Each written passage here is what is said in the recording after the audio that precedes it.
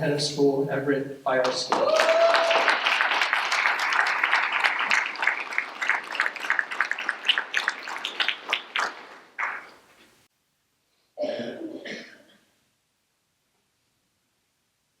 Thank you so much, Father.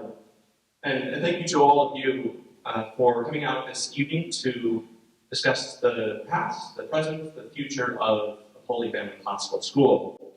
Saturday will be my 9-month anniversary since taking this position, which is hard to believe in looking back on everything that's happened, everything that we've done, that's that period of time. But that's been a great blessing to have the opportunity to serve all of you, and really this entire community and the wider Diocese of Tulsa, Eastern Oklahoma. Preparing for this State of the School address provided me a wonderful opportunity to reflect on these past 9 months, while also reviewing the feedback that so many of you took time to provide on our annual survey.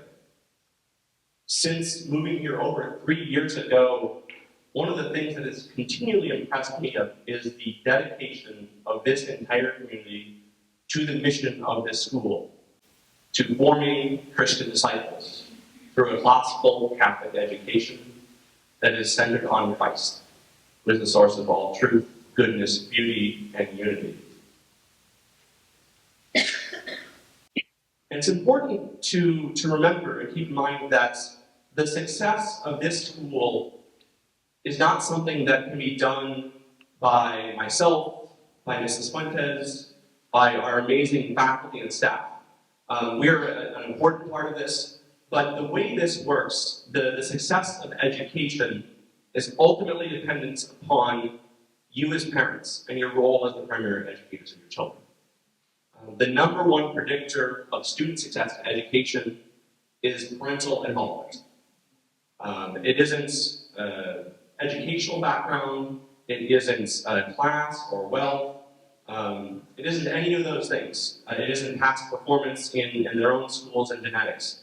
The number one driver of student success in student success in education is your involvement in the educational process. And that is something that stands out at Holy Family Classical School.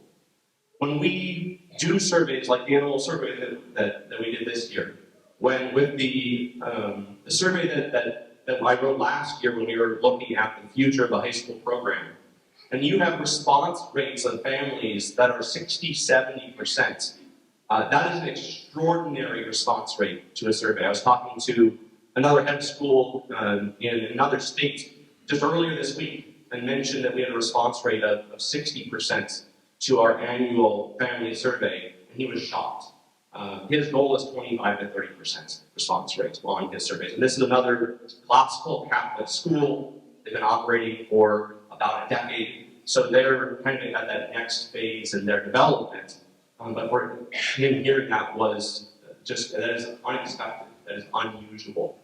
And that's one of the things in moving here to Tulsa and to this community that over and over again my wife and I have said that our experiences here have been not normal in the absolute best sense of not normal. It's the kind of not normal that we were looking for, but we didn't expect it to this level, to this degree, to see a parish that is absolutely exploding, to see a school that is in a situation that is bursting at the seams, and to see a group, particularly a group of families forming a community who are dedicated to a mission for education, for classical Catholic education, that really is transformative.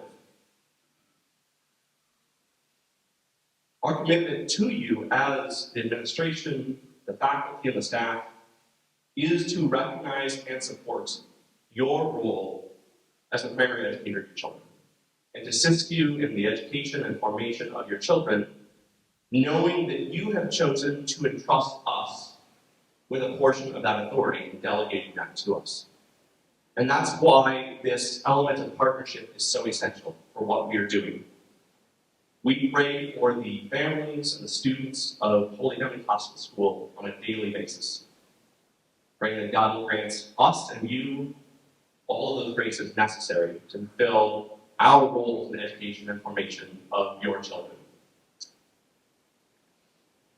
To assist us in that process, the most important thing that you can do for us is please pray for us. This is a education in general, whether it is at Holy Family Hospital School, whether it's at another private school here in Tulsa, whether it's at the public schools, is an extraordinarily difficult vocation. The time commitments, the sacrifices, especially the sacrifices that are made by family members of educators who see teachers coming home and working on lesson planning or grading homework, and administrators answering emails at all hours of the day. There's a burden that they take on by doing this. So please pray for all of those who are involved in this partnership. And know that the reason we have chosen to do this is because we are called to do so. We feel that call to be a part of what this is, and because we love your children, and because we want to be a part of this partnership in helping inform them. You know, as Father just said, we feel that there's nothing more important that we've ever done in our lives than being able to do this. I've been blessed in my life over the last 20 years to, when I wake up in the morning, I have never once dreaded going to work because I have the opportunity to work in Catholic education. I've known that there will be difficult days that there are tasks that are going to be challenging, that I may not enjoy, but I've always known that there was a purpose behind what we were doing, and there was a call behind what we were doing. And the way we're able to do that, the reason we're able to do that, especially in a community like this, is because of your ongoing prayers. So please take the time on a regular basis, on a daily basis, pray for all of us as an organization, as a faculty and staff. Pray for your students and for all of the students, of this community. One of the pieces that I love about the Martin Guild, was named after Saints Louis and Zélie Martin, who set as a goal, as a family goal, raising up a family of saints. And so to have our home and school association, our parent association, named in that manner makes it very clear what we are trying to accomplish. The goal that we have set and that you have set is nothing less than that, is to raise up families of saints. So while we have a lot to do in maintaining and strengthening the culture of our community, as being united in this mission of forming Christian disciples, the most important thing that we have and that we need to do is uniting around that mission and finding the ways to support that mission and what we do. As we talk a little bit about where we've been and where we are and where we're going, I'd particularly like to give an enormous thank you to the Martin Guild, to the wonderful leadership of the Martin Guild, and particularly to Mrs. Audrey Stubblefield, who has put in so much effort to this Catholic Schools Week and putting on a series of events and working with a team of people to have this opportunity to celebrate Catholic schools. So thank you, Audrey.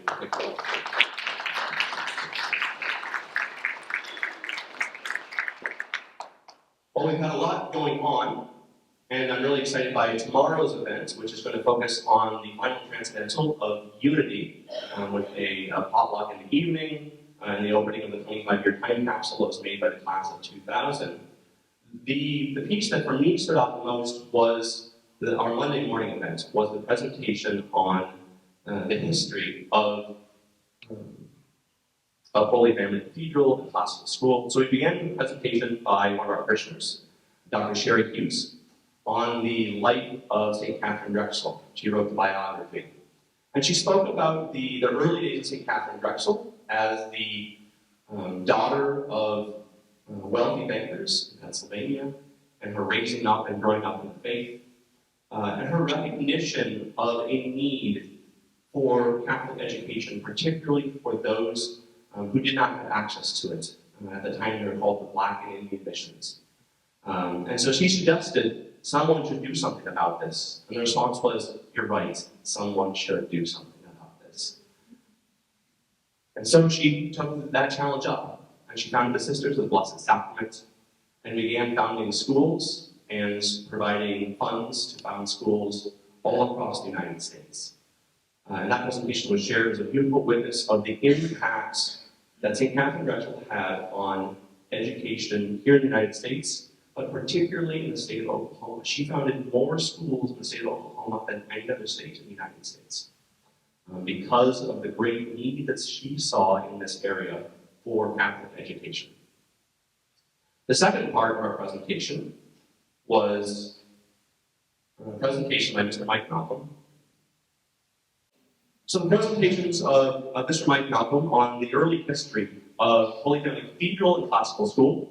And here we have the Classical School, which was originally just this front building, and there was not Classical School at the time, just the school, and had the demand, much like you're having now, that they needed more room, and so they built on this addition in the back. And then behind it was the first Holy Family Church.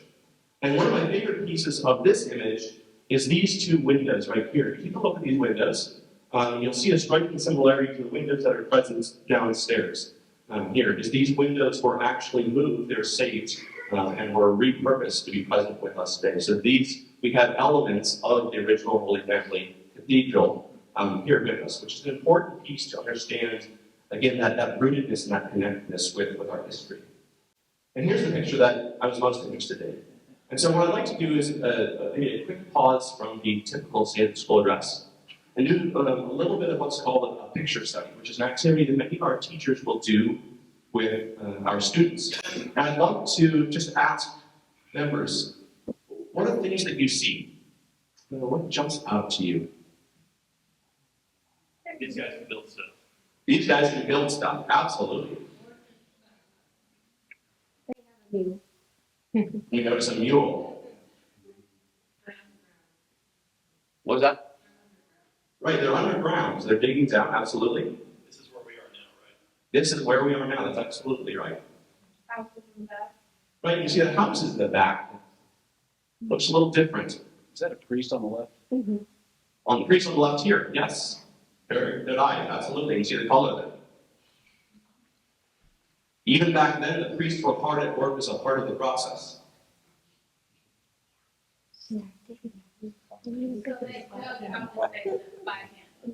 That's absolutely correct. Where you are sitting right now was dug out by these men. And the direction that where you are sitting right now is roughly where the photographer is sitting, looking the exact same direction. They are all wearing hats. This is a different time and a different place.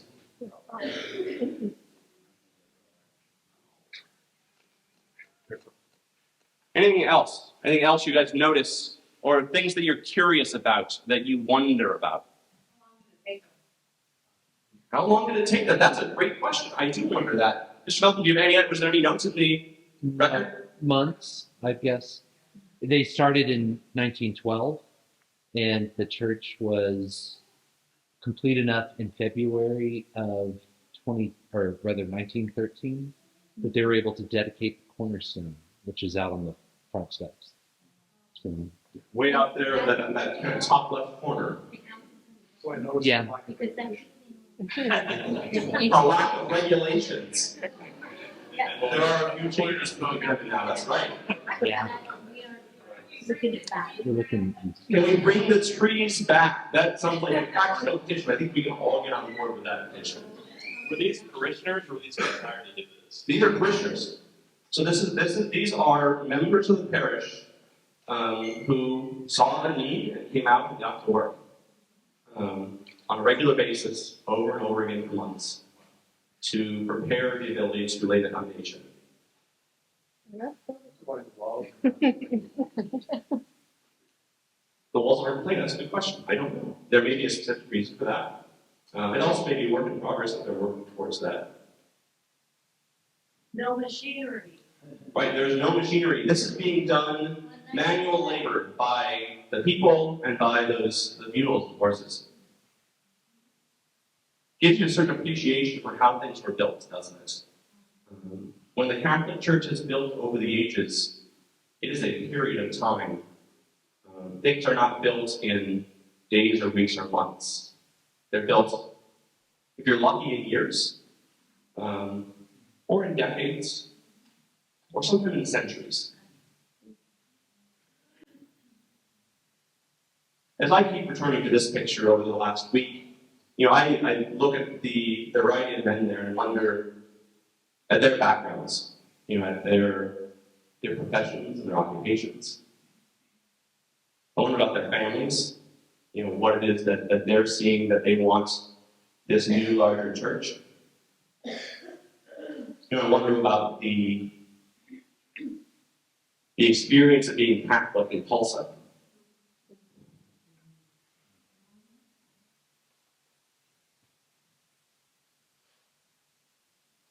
But it's important to do this, to think about this, one, to begin to, this is one of the ways that we work to form the imagination. And because the imagination, sometimes you can think of the imagination as maybe that piece of you which makes some sort of videos or cartoon images that just kind of comes up with it playing in your mind. But the imagination ultimately is entering into your experience of creative reality, your experience of the world, and then entering into kind of an experience here of trying to make connections, of what are we seeing, what do we recognize, what do we make connections with here, and then beginning a process of integration, of integrating what we see here in this picture with our own personal experiences. And in doing so, this then enters into our memory and becomes part of the fertile ground for future imagination. So as we are seeking to form students, well, yes, our end goal is formation in the intellect and the will, formation for wisdom and virtue. The way you get to formation in wisdom and virtue is by formation first in the senses, through being able to observe and participate and experience reality. And as those things happen, all of those produce in you your memories. And those memories become that rich storehouse that can be used by your imagination in making connections to attempt to understand something that we have never experienced something quite like this. I said there might be a couple of people. Is there anybody here who's ever actually dug a foundation? We got one, we got two, we got three, 4, 5. We got about a handful of people here who have dug a foundation. These days, that's not a common experience. So most of us are trying to imagine what would that be like, and you're trying to make comparisons. I suspect most of us have experienced digging a hole at some point. And so there's an element of you that's remembering when you dug a hole, and then trying to map that over to the experience of, this is sort of like a really big hole. And so you're trying to make connections to connect your experiences. And the best way to help students do this is to do this over and over and over again, to help them make connections of their lived experience to these pieces that were in the past, these pieces that are across the world, the elements that are different than our current lived experience, but also that are the same as our current level of experience. And this then builds up that ability to make those connections. And making those connections is the beginning of what's going to end up looking like wisdom. Is that beginning to understand the relationships between knowledge, the relationships between causes. And so that can happen without students even knowing it. In the early ages, as they wonder about great works of art, as they wonder about pictures, as they wonder about literature and stories. But the piece that really stuck out to me of this picture is this helps communicate our history. This is our history as Holy Family Cathedral, as Holy Family Classical School. And in classical education, we stand on the shoulders of all those who have gone before us. We are never disconnected from our past. And it can be easy to tend to focus on the Greeks and the Romans, maybe the medievals, and that's important and essential to recognize that we did not get to where we are today by just jumping to the last 10 years, or 20 years, or 50 years. That we need to go back to the very beginning to understand that where we are today, especially as Catholics, we need to understand Greek culture and Greek thoughts. We need to understand Roman order and law and the structure of the empire, because those two factors were essential when Jesus came and was made incarnate, God chose a specific time, a specific place to enter into. If Jesus had come a couple of hundred years earlier, the situation that we don't have the Roman Empire there in Israel, and if you don't have the Roman Empire in Israel, the situation of the apostles to be able to spread the gospel throughout the known world is vastly different. If it's a couple hundred years before that, you don't have Alexander the Great conquering the known world, and you don't have Greek culture in Israel at all. And so those factors, the Greek culture integrating with the Jewish faith, is what provided the language for the early apostles, the early fathers, to explain the fullness of truth of God's revelation. And so God spent thousands of years preparing his people, the chosen people, for the coming of Jesus, including, without any of their knowledge, the spread of Greek culture to be in the right place at the right time, the spread of the Roman Empire to be able to begin building roads and trade routes, all of the infrastructure that was going to be necessary for God to send forth the apostles to spread the gospels to the ends of the earth. And when St. Paul thought about the ends of the earth, for him, that was Spain and Portugal, because that was literally the edge of the known world. You reached out there on the coast, and you have reached the edge. That's it. And the way you can get there is because of the work of the Roman Empire. And so it's important for us to know all of those things, because that's what forms the roots of the Catholic Church. It is built up upon those foundations. But when those three are combined, it grows together into the rise of monasticism, which forms the early development of Catholic education and Catholic schools, which eventually leads to the formation of the university system, which then, through the work of people like St. Ignatius of Loyola, leads to a development of a Catholic high school system and a Catholic elementary system that builds upon, to this day, over a period of time, where we are today.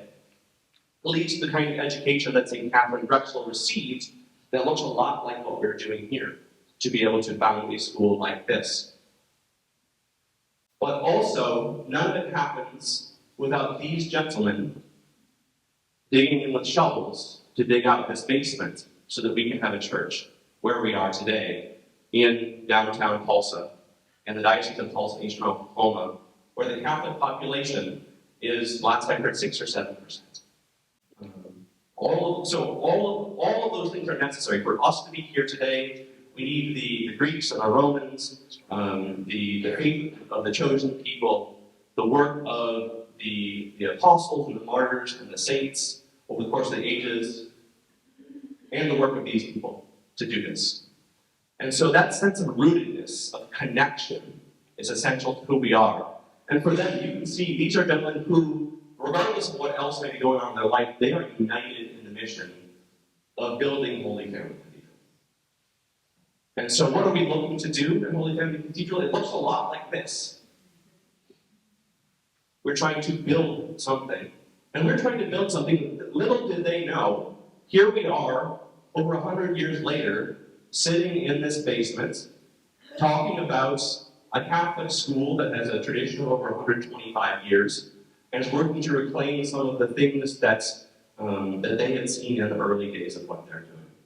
And so what we're doing is we are building and rebuilding a foundation for this school. And a foundation that is not meant to last 5 years or 10 years, but to last 25 years, 50 years, 100 years, because that's how the Catholic Church built.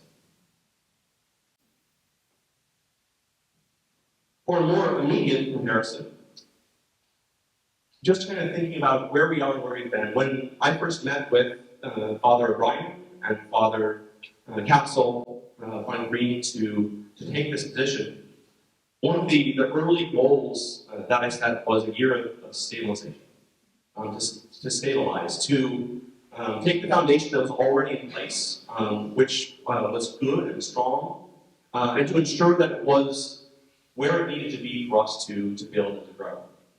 Last January, we had 169 students. This January, we're at 211 in total. We have 16 new siblings of current students who have priority enrollment status for next year. And as Father mentioned, we have another 54 inquiries to applications of students who want to come to Holy Family Classical School next year. That's 70 students. We don't have room for 281 students at Holy Family Classical School. We're not close to having room for 281 students at Holy Family Classical School. But what it shows is the demands for something different. A recognition and a desire among families for something that is different than what they've experienced in education. That they are looking for something like what we are doing. They may not know the name of it, they may not know the fullness of what classical education is or what it looks like, but they recognize something when they see the families and the students. When they walk through the halls of the building, they see the beauty. When they tour and see the classrooms and the students in the classrooms, and a sense of peace and wonder, the love that our faculty has for the students, they come away over and over again. I hear things of, this looks different. And they're right, it is different.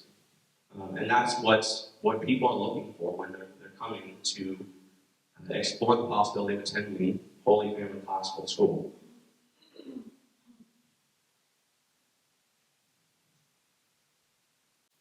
As I mentioned, many of you participated, and thank you for that. We recently sent out an annual survey. Even this is a little small, I apologize for that. But so we have on the left in the red is the ratings of parents in the different kind of some of the core areas of the survey of what's important to them. And then the green are the ratings of how we're currently doing in those areas. So there may be some themes that jump out to you, and I'd love to hear your thoughts on those. If you didn't have an opportunity to participate in the survey, please still reach out to myself, Mrs. Fuentes, Father O'Brien, Father Joshua, to provide feedback on what you're seeing, especially in these areas, the kind of areas that fall underneath them. The first thing, most obvious thing that falls out to me is the strong, the essential elements of the Catholic identity. And the strong coherence between the importance of Catholic identity and how we're doing in the area of Catholic identity. So that's one of the themes that jumps out to me. We can see, and much like the survey, so I included the red bars, the desires, the importance of this were included in the survey we did last year, talking about just the future of the high school program. And the order of the items, as far as the overall rankings of importance, is identical to what it was last year. The number one thing, still the most important, is Catholic identity. Academic excellence and classical education are the second and third, and are very close together as far as importance. While co-curricular activities and extracurricular activities matter, they're clearly behind the importance of those kind of other big three. And affordability, again, is relevant, it's important to them, but it doesn't have the same level of importance. The other thing that jumps out to me, and something that Ms. Fuentes and I and Father and faculty and staff have talked about, is the biggest gap here. The biggest gap that we see in looking at this is clearly in academic excellence. That is probably the biggest thing that we saw in the feedback and certainly in the ratings. Was the biggest gap is in the importance of academic excellence and where we are right now as a school. And this doesn't mean that there aren't lots of amazing things happening when it comes to academics. There are. I can listen to my students having conversations. I can see the work that they're doing, and I can see them doing extraordinary things. But at the same time, we can recognize that there's also significant room for improvement. Even more room for improvement than I anticipated when stepping into this position. Looking from the outside, all I have is just a little snapshots from my own students. And I know similarly, Fuentes feels similarly, that not kind of realizing some of the areas that we had needs for improvement. And so while we've taken some steps this year, it's what we were seeing is very clearly reflected by feedback from parents in the survey. And it's important for us to recognize and acknowledge kind of what those things look like. I certainly don't have time to take you through the entirety of the survey. If any of you would like to speak with me more or speak with any of us more about overall survey results, we'd be happy to do that. But the last piece, I do want to take you through just some of the themes that we saw from parents, because while the ratings have value, more important to us were the comments that you made explaining those ratings. That you made explaining, why it was that you said these things are important, or why it was that you said that you're kind of listing the rankings of how we're doing. So as you can see, we have in Catholic identity, again, the strong emphasis from families as the primary reason that they chose to attend Holy Family Classical School was because of the Catholic identity. The repeated themes of again, the faith of the faculty, of the witness of the faculty. Our accreditation report spoke about the fact that the faculty stand as beacons of faith to their students. And that's something that for me is exciting and is extraordinary, and is not common feedback to hear that kind of language. And I've worked in a number of Catholic schools, and what I've seen here in this faculty with regards to their faith, their dedication to God, to the church, to praying for your students, is unmatched. I've never seen anything like it. It's extraordinary. And so I think the fact that, and that's something that all of you regularly said as well.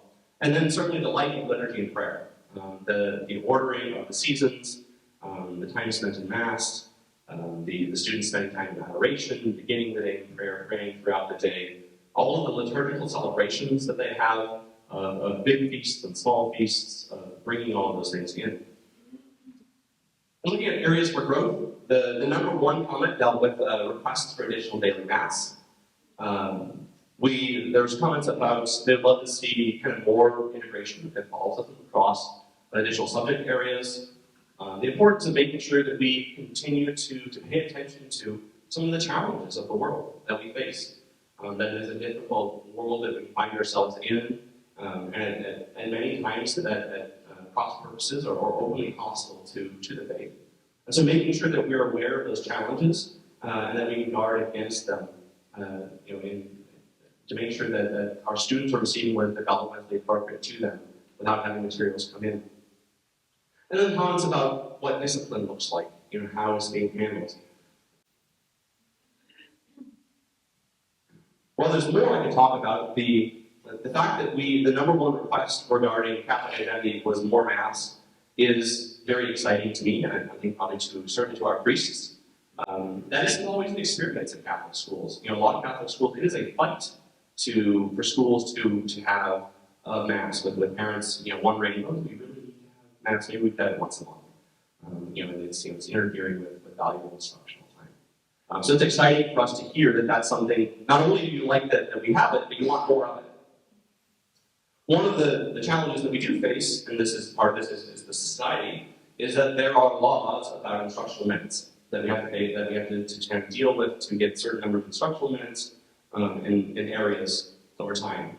But one of the things that we have coming out very shortly is going to be a survey about the calendar, and then taking a look at your preferences for when do we start school and end school? What do you like?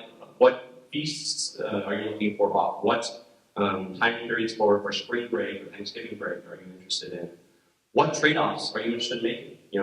If we were able to have Mass one more time a week or 3 more times a week, what would it look like for us to have to extend the school day? Is that there are basically trade-offs that we're making. In administration of a school is a series of constant prudential judgments about balancing goods. Rejecting evils is actually the easy part. You can say, hey, that's evil, I shouldn't do it. The challenge is there are more good things available than there is time to do them. And so it's a constant balance of, now some of them we're going to make choices about because we're going to see, we're going to make our own judgments about the higher good. But it's important for us to know what are the goods that you see when it comes to calendar and scheduling. There certainly isn't going to be any objection from the administration or the faculty about getting to attend Mass more regularly with your students. That would be a joy for all of us. We would love to be able to do it. And it's just a matter of looking at, does that mean extra calendar days? Does that mean extra time in the day? But we would love to hear that feedback. And so that'll be the next survey that we'll have coming out, So look for that shortly. And again, we love to hear kind of your feedback on that. One of the non-negotiables, and one of the things that sets us apart, is you can expect to continue to have leave of obligation law. That is something that is essential to us as a culture and community, is that you as parents have the opportunity to attend Mass with your children, and to provide the opportunity for our faculty and staff to do the same with their own children. The desire for more integration of the faith was a very timely request, because coming up in February, our diocesan in-service was canceled, and we were told to schedule our own in-service. And in doing so, I chose to bring in author Brett Salfeld, who is the author of a book entitled Educating for Eternity, Making Every Class Catholic. And his focus in the text is to develop principles and then to help teachers concretize those into what does it look like to make class more Catholic. And not in the sense of we're going to do Catholic math and count how many angels there are on a piece of paper, or think about the fact that there are 10 mysteries. We have 10 Hail Marys in a decade, and there are 5 decades, so how many Hail Marys are that? But in the sense of thinking about what does it mean that human beings are the kind of beings that do science, that record history, that tell stories. And what do we make of that? That we do these things. We don't look around, dolphins aren't doing these things, chimpanzees aren't doing these things, but we do. There's something about us in our human nature that leads us to explore and seek to understand the world in certain ways. And so when we talk about making every class Catholic, we're talking about what's going on in those areas. And that's why in the liberal arts we talk about in the quadrivium, that is the arts that do with number and the ordering of the created reality. And so when we talk about making science Catholic, we're not talking about the fact that we're going to bring in Catholic scientists. We will, but more about that in studying science, we are knowing more of the mind of God by understanding the manner in which He created reality.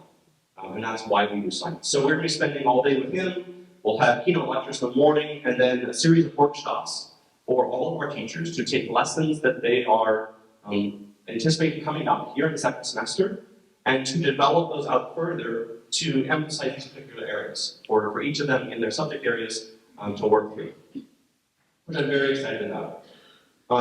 As many of you know, we're blessed to have a new music director, Mrs. Maria Snow, and so the integration of the rich Catholic history in music is forthcoming. Those of you who have been here for a number of years may remember all of our students knowing all of the Mass parts in Latin and boldly singing them. And I am very excited about the return of that practice. So that's something you can be looking for over the rest of this semester and heading into next year, but also looking at the rich tradition of Catholic music. You also may have seen the recent announcements about bringing in an art teacher who will start next week. We're going to be working with her to develop an art curriculum that is going to focus on the principles of art, of line, and of perspective, and of color, but also of the great masters of art and the integration of sacred art and culture and how all that ties together. We are working to really further develop systems of curriculum review, ensuring that the curriculum that is coming into our school is meeting our standards. And that's an area where there's constant room for improvements. And things become more and more complicated over the years. It used to be much simpler to say, of course you can use that content or this thing that's coming in, where it isn't what it used to be. And those are challenges that we face in our modern age, but the things that we're working on doing. And finally, with regards to the system of discipline, which I think is an important one, is we spent a good deal of time in the first semester working to really rebuild a system of discipline focused on human dignity and Catholic anthropology, understanding what behavior is and where it comes from, what the causes are, and how to deal with it. And I think we made enormous progress on that in building that system out. In spending time in doing that, Mrs. Fuentes and I did not spend as much time as we would have liked to have done, or possibly should have done, in making sure that we were consistently communicating those clear behavioral expectations that go along with that system to our teachers, or especially to providing them clear supports for what administrative help is available to them in the disciplinary system. And so that'll be the major focus here in the second semester, is now that we have rebuilt the system, is then working to kind of restate, re-communicate what those behavioral expectations are, and making sure that the teachers are receiving better support with regards to discipline. So certainly I know a number of comments about concerns that maybe this is an area that we haven't done as well as we should have. I think that's important for us to recognize and to acknowledge.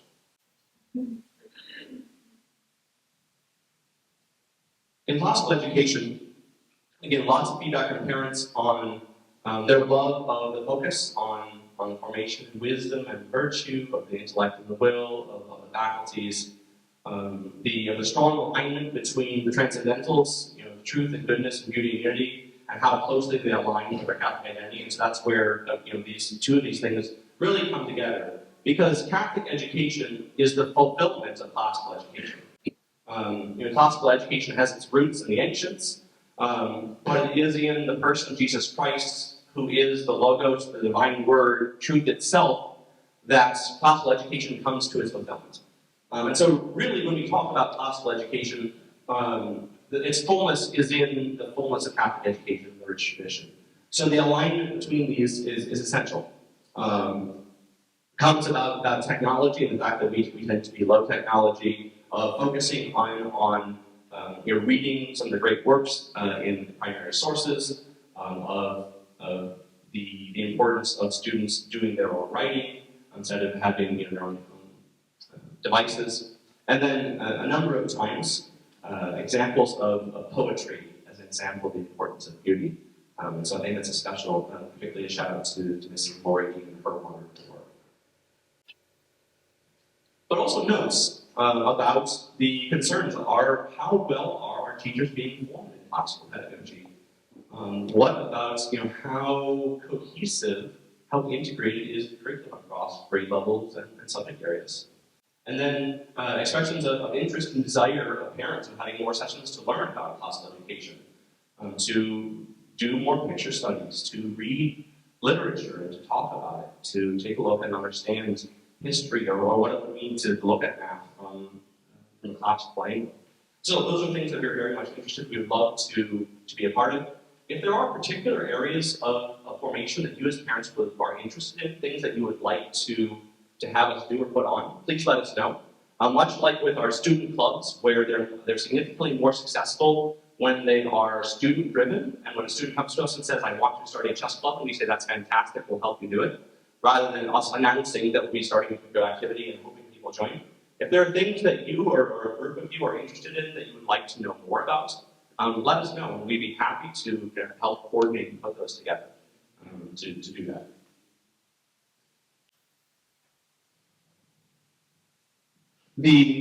But certainly, I think that the number one concern is the importance of teacher formation.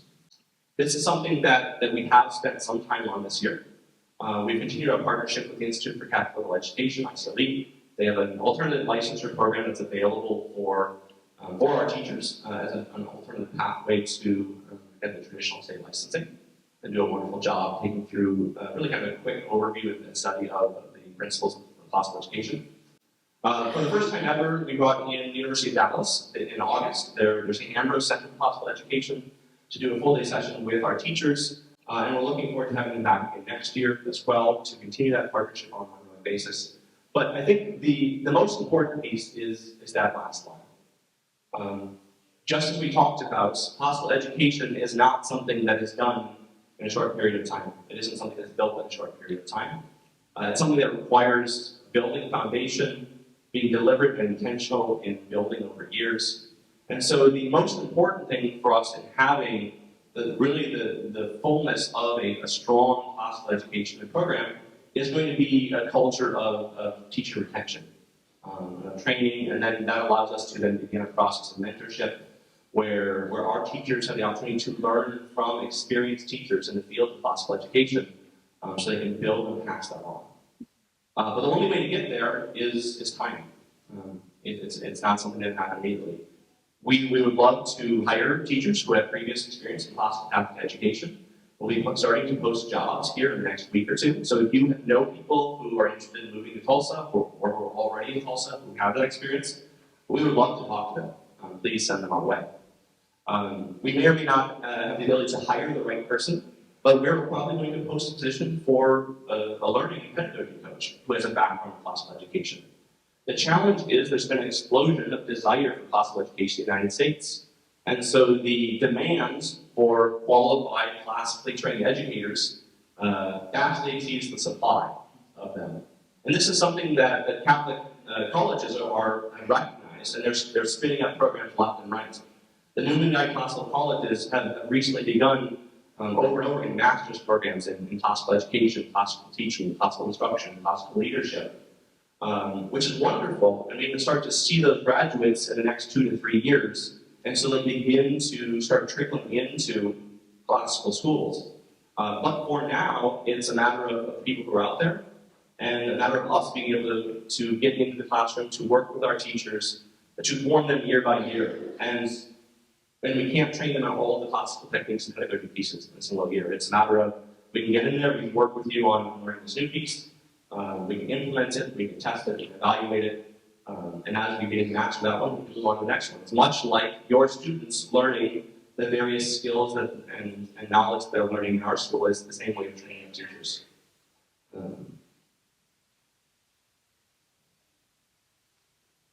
In academic excellence and vitality, and we can speed this up so we don't keep you here all night, one of the most common strengths and highlights was the Montessori program and the value of the Montessori program. And that's something that stands out uniquely as to what we do.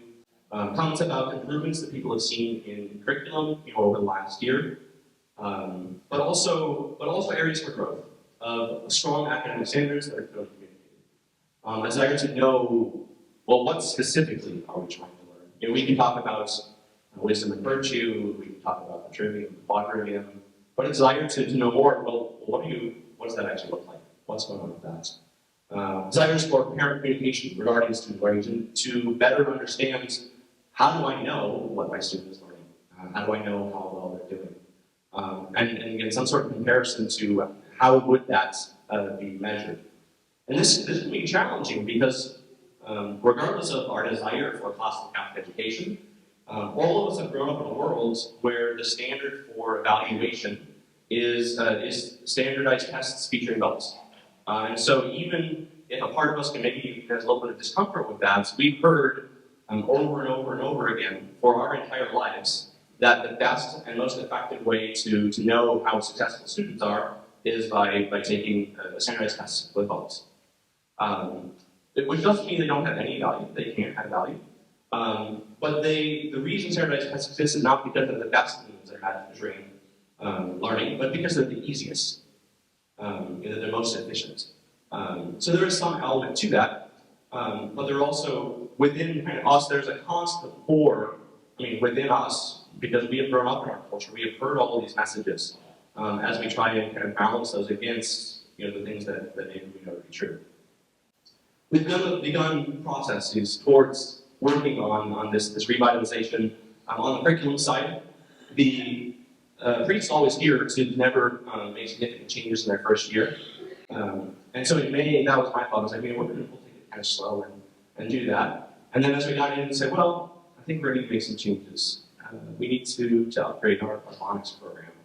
Probably first and second grade, I think. And as we began reviewing that with Mrs. Funfitz and with Mrs. White, well, there's some improvement in phonemic awareness that we need in preschool and kindergarten to feed into 1 and 2. And if we're doing it in 1 and 2, then having a program that will build upon those skills in grades 3 through 6 in spelling that will be targeted to meet the gaps that each individual student has, well, we should probably do that too. And so instead of grades 1 and 2, we made pretty comprehensive changes in our reading and spelling programs in grades 3 through 6 this year. Again, the process of kind of looking at math needs, made upgrades in math and science, completely revised and expanded the high school curriculum in literature and history and theology. Really just beginning, taking some of the works that had already been in place, but building out a system of beginning to work through that process that many parents talked about of, well, but how does it all fit together? And so we've begun that, but in doing so, I knew that was something we didn't have in high school. One of the things that we didn't realize how much it was needed was actually that process for for the entire school of the some of the lack of documentation regarding the integration of the curriculum across grade levels and across subject areas. Of the books that we're using are good. There's good content present. But when you have a teacher who comes in, you hand them a stack of books and say, "Here's your curriculum." Well, that's not really a curriculum. That's content. And so as a result, we have teachers who spend the majority of their time not trying to figure out how best to teach something, but trying to figure out what to teach. And that is an enormous mental load that prevents them from getting into the best parts of education. Teachers want to teach because they want to think, how do I best get this class to learn this material that I have? How can I be creative in drawing them and engaging them? And so those are areas that we need to improve in. It's what we'll be spending time working on beginning that process. I can tell you from the work I did at the Academy, I think we had a pretty well-developed systematic curriculum about 10 years in of really doing that refinement. Now, it's a process of continual refinement. It isn't a saying that we won't have anything, but to really have a curriculum that integrates well, effectively, it's going to take some time for us to really dive into and to do. And so while there is a wonderful foundation, a lot of places in this school, there are in some areas we're at a point where we're finishing year one of trying to really build the kind of foundation that lasts, not a year or 5 years or 10 years, but that lasts 25 years or 100 years. And that's the investments that we can recognize that need to happen. Things you will see, you'll see some changes, continuing changes in math. Our goal for last year, for this current year, has been reading and improvements in reading, and I feel really good about where we're at. The changes that we have made, the progress that we've seen here, students, has been extraordinary. And so the goal for next year is going to be really working and leaning on that as the primary focus of what's the next stage and continue to improve education. You're going to see changes in the art program and the music program. I just got the first look at revised open sequence for music grades 1 through 4 today. I haven't had the chance to even go through it yet, but I'm excited to sit down with Mrs. Snow and review, again, that comprehensive plan and approach to education of where are students in first grade, where do we need to get them to fourth grade so that they can be ready for what we want to be doing in grades 5 through 8. Because that's what it looks like. Vertical alignment over the course of 12 years, of 14 years is what we need to end up with. And so that's what we're going to be working with. That's what we'll be working towards. But it is going to take us some time. We've made significant progress on assessments. We have new screens for Montessori, and we've added something called the Cognitive Test of Educational Achievement, which is what's used by our learning specialists to help evaluate needs and gaps of students as they have referrals from parents or requests from parents, referrals from teachers, requests from parents. The work that our learning specialists have done in building out a program that has never existed in the history of this school and very rarely exists in Catholic education, and building it on the fly while trying to also assess students and begin implementing process of interventions has been extraordinary. They're combining really 3 separate tasks into a single job and doing them all at the same time. Again, I mentioned those revised and updated scope and sequences, beginning that process in 1 through 8. And again, in high school, you'll see kind of the completion of history, literature, and theology for 10th and 12th grade this coming year for the first time. But also expansion of plans to work with the diocese. Diocesan curriculum standards right now are written on a diocesan basis, that they cover every school in the diocese. And so we've been speaking with them to work on the plan to begin to develop standards that are specific to us, who we are as a classical school. I think last, when we work on picking up here before we move to the vision piece, there are concerns about, one of the concerns is in looking at affordability. The people have seen our new tuition numbers and concerned about what does that look like. Rising costs, perceived value relative to other schools. And just to give a little bit of kind of background, while the change in tuition numbers looks like a pretty substantial increase this year, this actually is the continuation of a process that was begun over the last 3 years by the Parish Finance Council, by the School Advisory Committee, by Father Castle, under the guidance of the Diocese of Tulsa, who requested not an increase in tuition, but cost transparency of what it just actually costs to educate children in the Diocese of Tulsa. And so what we did, it's actually a pretty simple and straightforward process, is we take a look at what do we think expenses look like next year, how many students do we think we'll have next year, and you can divide that number out, you come up with an expected cost to educate. And then tuition is set basically a little bit under that number. And so that when you look at the tuition numbers, that's how they're calculated. And it's important to us that be transparent. And if any of you are interested, you'd like to dive deeper into where do those numbers come from, how do we get that? Again, come talk to me. We'd be happy to show you, kind of what those calculations are and how we got to those numbers.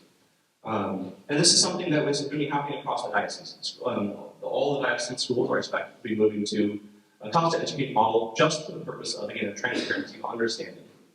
For 2025, 2026, for the first time, we've actually split out the costs. So the costs for pre-K through 8 are separate from the costs of preschool. So that we can actually accurately track and predict those costs for each of the separate programs, so that the tuition prices for the two programs can be set independently of each other. So that's brand new for this coming year. And so that's why you see specific differentiated tuition costs, because those are based on, again, our projected expenses and the modeling that we're doing. And so when you think about it, you want to know, there's concerns about will our tuition prices just keep going up and up and up. Well, the jump that we took this year was just to get us to this model of making this change. So changes in increase in tuition will be tied to increases in expenses. And so you'll see those and you'll hear about what those are. If you increase in expenses, you'll know what those are. We're hiring new teachers to expand programs. But in most cases, hiring new teachers is offset by we have new students in program. So you know what's going on with those. And that's a piece of really cost transparency. And the commitment remains here of commitment to ensuring that finances will never be the barrier to families attending here. This school was established by St. Catherine Direct School to meet the needs of students, to provide an education to students who didn't have access to it. Financial health and well-being is essential to the ongoing mission of this school. But also, finances will never be the barrier. If this is the right school for a family to send their students to, Father and I, we're going to sit down and we're going to come up with a plan to make that work. And that is a commitment that really, again, goes back to some of the roots of what Catholic education ought to look like. Most importantly, because we serve first and foremost as the largest ministry of this parish. This is not an issue. This is not us going alone in mission. Our mission is set under the guidance of Father Brian, Father Joshua, and Diocese of Tulsa. It is to serve the community that we've been placed in. It is because we are rooted in time and place. Those men who dug that basement, those are the kinds of people that we are put in place to serve. And so we will find ways to make the money work for those who it might be an obstacle. And there's a little bit of information out there about some of the sources of funding, our total tuition, some of the authors, tax credit, financial aid. We'll have an email going out about the tax credit for this year here in the next couple of days with the costs of how it's going to work. During year 2, we're much better set for that. So finally, and I know this went long in our first look at some of the aspects, but where are we going? The goal here, what are we trying to accomplish? We're trying to accomplish the development of your students. And what that looks like is the properly ordered faculties of a given person. Their senses, their memory, their imagination, their passions, the intellect and the will. The proper ordering of the body and the soul together. And the reason we would do that, and that would, for the Greeks, that would be at the end. That would just be period. That's Greek education there at the top. But it's different as Christians. As Christians, we're doing it so that we might raise up families of saints. And raising up families of saints, the reason we're raising up families of saints is not for the specific purpose of the individual student being holy. That's a part of it. But it is so they can fulfill the Great Commission. They are called to put out into the deep for a catch, to go forth to the ends of the earth. So what we are doing, what we are called to do, the reason this is the most important work that we have ever done is because we are working to partner with you in the formation and education of your students to be saints who are prepared to go out into the world to spread the good news of the gospel of Jesus Christ. And in doing so, along the way of seeing where God is leading us, what is on the Holy Spirit. We have enough students. If we had the space, we could have an entire Montessori classroom, new Montessori classroom built next year. There's the demand there. If we had the space, we could have multiple Montessori daycare rooms filled next year. And in doing those things, it's just a matter of what does the Holy Spirit want for this school? And what does the Holy Spirit want for this community? Where are we being called to go? You should know that we are continuing to engage in conversations with property owners here in the downtown area on a regular basis, and having meetings with those property owners to explore what possibilities are available to us. So just as I mentioned, at our Drexel dinner, fall of 27, we are completely out of space. And frankly, the growth we're seeing, it's probably fall of 26, not fall of 27. Next year, we're going to be basically full. And if we have to turn people away, we'll do that. That's where we're at as a community and a mission. But that's a part of, it's going to be a matter of what are those opportunities. So pray. Pray that those opportunities be clear, that we led in the right direction. And then the short-term opportunities. The biggest theme that, probably the single thing that many of you are wondering, is the short-term need. And the short-term need is we need space for your children to play. We need outdoor space for your children to play. We need indoor space for your children to play. And regardless of whether or not we have growth, whether or not we have new properties, whatever that looks like, new facilities, those two are immediate needs. Those aren't needs that are 3 to 5 years out. Those are immediate needs. And so that's something that Father and I and the parish and school administration are actively working on as well. I know that's something that over the last couple of years we've continued to hear. That's something we need. They'll kind of come with growth plans. And so the piece I want you to know about that is this is not tied to growth plans. The needs for play space for your students, outdoors and indoors, has nothing to do with growth. That's an immediate need that we're exploring every possibility we can to put it into place. Because you shouldn't have to wait until we have more students to be able to provide the things that students need, especially within the class of education, where it's mind, body, soul, and each of the realities present. Again, thank you for your time. I know this is a lot of time, a lot of words. Thank you for the gift of your children, for entrusting us with your children. It's a sacrifice to make. It's something to do.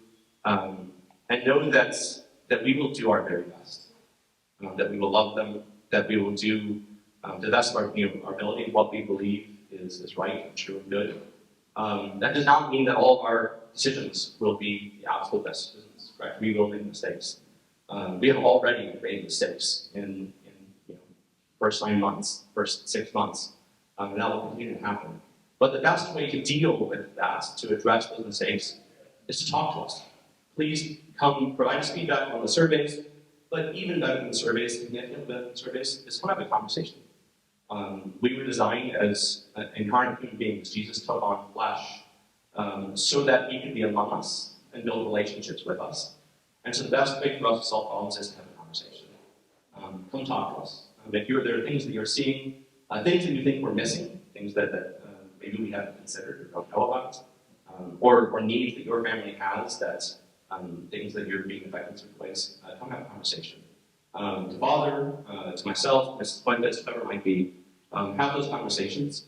And know that at the very least, we're going to hear what that is. Whether or not we're able to do the fullness of what you're hoping they'll do, that there are a lot of other factors. But we're going to hear what those concerns are.